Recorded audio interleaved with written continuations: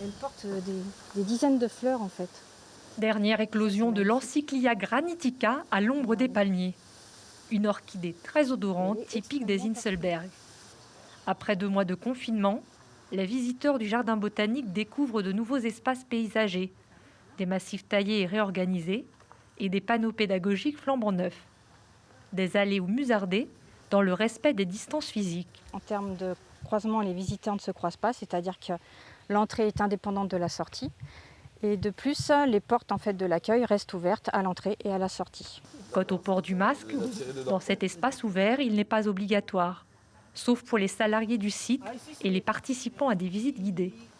Au final, il n'y a pas grand monde, donc après on garde les gestes barrières avec ceux qu'on ne connaît pas. Mais entre nous qui avons été déjà testés et négatifs, du coup, nous c'est plus que tranquille, quoi. On peut marcher, on peut prendre notre temps. Le masque, dès qu'il n'y a personne, on peut un petit peu le baisser. Dès que tout de suite on voit du monde, boum, on peut remettre. On respire un peu plus. Les grands massifs ornementaux et les gerbes d'orchidées masquent à peine une situation difficile.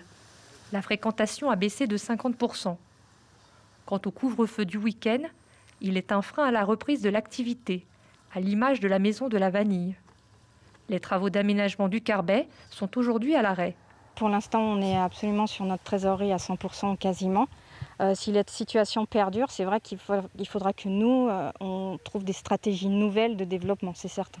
Pour l'instant, la vanille guyanaise et les plus de 400 orchidées pays sont les atouts-charmes de ce site touristique. Toutes ces vanilles, on va dire, ont des particularités organoleptiques, c'est-à-dire qu'en termes de saveur, elles auront des goûts, des choses un peu différentes, des odeurs, etc. Donc certaines, on va les utiliser surtout dans le salé, d'autres dans le sucré. Ça va dépendre un petit peu de la préparation qu'on souhaite faire au niveau culinaire. Pour revenir à une fréquentation de 50 visiteurs par jour, l'équipe de 3 salariés ne manque pas de projet. Les 2 prochains mois seront cruciaux pour l'avenir du jardin. Suivez l'info sur Guyana Première, télé, radio et Internet.